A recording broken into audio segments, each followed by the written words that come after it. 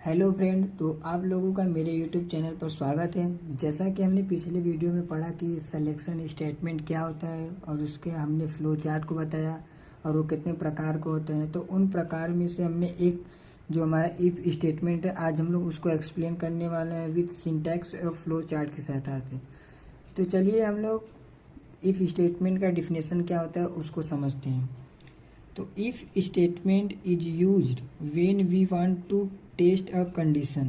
If given condition is true, if block will be execute, otherwise skip remaining. यानी कि इसके कहने का मतलब है कि जो इफ स्टेटमेंट है इसका प्रयोग हम तब करते हैं जब हमें टेस्ट करना हो, ठीक है, किसी कंडीशन को टेस्ट करना हो अपने प्रोग्राम के अंदर, तब हम इफ स्टेटमेंट का इस्तेमाल करते हैं। यदि जो हमारा कंडीशन है या दिया हुआ जो कंडीशन है वो ट्रू है, यानी कि जो हमारा कंडीशन है वो ट्रू है, तो हमारा क्या करेगा, जो इफ़ के अंदर जो या कंडीशन के बाद जो हम लोग ब्लॉक के अंदर या करली ब्रेसेस के अंदर स्टेटमेंट लिखते हैं वो उसको एग्जीक्यूट कराता है, ठीक है। या तो अदरवाइज दूसरा जो हमारा स्टेटमेंट होता है उसको रिमेन कर देता है, स्कीप कर देता है। ओनली ट्रू कंडीशन को प्रिंट कराता है, यदि फॉल्स रहेगा तो वो उसको स्कीप कर देगा। यानी कि सीधे भाषा में जान लीजिए कि जो इफ़ स्टेटमेंट होता है वो खाली ट्रू स्टेटमेंट को प्रिंट कराता है। तो चलिए अब हम लोग इसका सिंटेक्स देखते हैं कि सिंटेक्स क्या होता है। तो सिंटेक्स में पहले हम लोग जो इफ़ लिखते हैं ये हमारा कीवर्ड होता है, ठीक है। तो जो कि इफ़ में हमारा आई जो स्मॉल होता है और एफ भी स्मॉल होता है। तो अब हम लोग स्मॉल ब्रैकेट के अंदर हम लोग कंडीशन लिखते हैं, ठीक है। और कंडीशन लिखने के बाद हम लोग यहाँ पर जो सेमी कालन दिए हैं तो ये सेमी कालन नहीं रहेगा, ठीक है। आप भूल कर भी सेमी कालन मत दीजिएगा, क्योंकि मैंने यहाँ पर दिया है आपको बताने के लिए, पर आप यहाँ पर सेमी कालन मत दीजिएगा, सेमी कालन नहीं रहेगा। फिर हम लोग इस करली ब्रेसेस में स्टेटमेंट लिख सकते हैं, मल्टीपल स्टेटमेंट भी लिख सकते हैं या सिंगल स्टेटमेंट लिख सकते हैं। यदि आप इफ़ कंडीशन या इफ़ स्टेटमेंट का इस्तेमाल कर रहे हैं और उसमें सिंगल स्टेटमेंट हो तो आप करली ब्रेसेस भी न लिखकर प्रोग्राम को एग्जीक्यूट करा सकते हैं। परंतु जब एक या एक से अधिक स्टेटमेंट हो तो आप करली ब्रेसेस का इस्तेमाल ज़रूर करें। तो ये हमारा इफ़ स्टेटमेंट का सिंटैक्स है। चलिए अब हम लोग इसका फ्लो चार्ट देख लेते हैं कि ये कैसे काम करता है।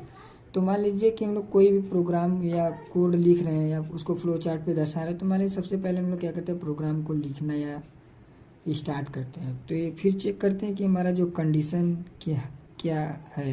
यदि हमारा कंडीशन ट्रू है, ठीक है, तो स्टेटमेंट हमारा एग्जीक्यूट होगा और प्रोग्राम एंड हो जाएगा, ठीक है। यदि मान लीजिए हमारा कंडीशन फॉल्स है तो प्रोग्राम जो होगा हमारा एंड हो जाएगा, यानी कि स्टेटमेंट प्रिंट नहीं होगा और प्रोग्राम में कोई भी आउटपुट नहीं होगा, वो स्किप हो जाएगा। तो इसी प्रकार से हम फ्लो चार्ट की सहायता से आपको इफ स्टेटमेंट को बताया। तो अब हम लोग प्रोग्राम की सहायता से आपको बताएंगे कि इफ स्टेटमेंट कैसे वर्क करता है। सबसे पहले हम लोग क्या करते हैं कि जो हमारा वेरिएबल है पहले उसको डिक्लेयर कर लेते हैं। मान लीजिए हमको इंट इंट एन, ठीक है, एन नाम से एक वेरिएबल ले लिया, ठीक है। फिर उसके बाद हम लोग क्या करते हैं कि एक मैसेज प्रिंट करा दे रहे हैं कि इंटर एनी नंबर। फिर यहाँ पर हम लोग सेमी कॉलन दे देंगे, यहाँ पर सेमी कॉलन। फिर एक हम लोग यूजर से नंबर को हम लोग ले लेंगे, तो यहाँ पर परसेंट डी, मान लीजिए कि इंटीजर नंबर ले रहे हैं तो यहाँ पर फिर हम लोग एन कर ले रहे हैं, फिर सेमी कॉलन। अब क्या करते हैं कि अब हम लोग को इफ स्टेटमेंट के प्रोग्राम को देखना है। तो मान लीजिए हम लोग इफ ले रहे हैं, फिर इसके अंदर हम लोग कंडीशन लिखते हैं। तो मान लीजिए हम लोग कंडीशन दे रहे हैं कि जो एन है वो हमारा 0 से बड़ा है या 0 के बराबर है। फिर यहाँ पर हम लोग कोई भी सेमी कॉलन नहीं लगाएंगे, यदि सेमी कॉलन लगाएंगे तो प्रोग्राम को एरर दे देगा। तो जैसा कि मैंने बताया कि यदि हमको सिंगल स्टेटमेंट को एग्जीक्यूट कराना है तो हम लोग कोई भी करली ब्रेसेस का इस्तेमाल नहीं कर सकते, ओपन या क्लोज करली ब्रेसेस का इस्तेमाल करने की कोई ज़रूरत नहीं है। तो हम लोग क्या करते हैं कि प्रिंटफ डबल इन्वर्टेड कामा में फिर डबल इन्वर्टेड कामा में हम लोग लिख दे रहे हैं इंटर नंबर इज पॉजिटिव। फिर हम लोग सेमीकोलन देकर प्रोग्राम को एग्जीक्यूट कराते हैं। तो एग्जीक्यूट कराने के बाद हमने देखा कि हमें कोई भी एरर और कोई भी वार्निंग नहीं मिला, यानी कि प्रोग्राम कोड हमारा सही है। तो अब हम लोग इसका आउटपुट देख लेते हैं। तो F10 की सहायता से हम लोग आउटपुट देखते हैं।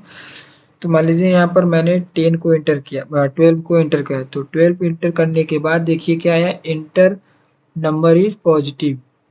ठीक है, यहाँ पर देखिए मैंने कोई भी कर्ली ब्रेसेस का इस्तेमाल नहीं किया। यदि सिंगल स्टेटमेंट है तो कोई भी कर्ली ब्रेसेस का इस्तेमाल करने की जरूरत नहीं है। तो अब जैसे कि मान लीजिए मैं यहाँ पर इंटर कर ले रहा हूँ एक मान लीजिए माइनस, मैंने 10 इंटर कर लिया।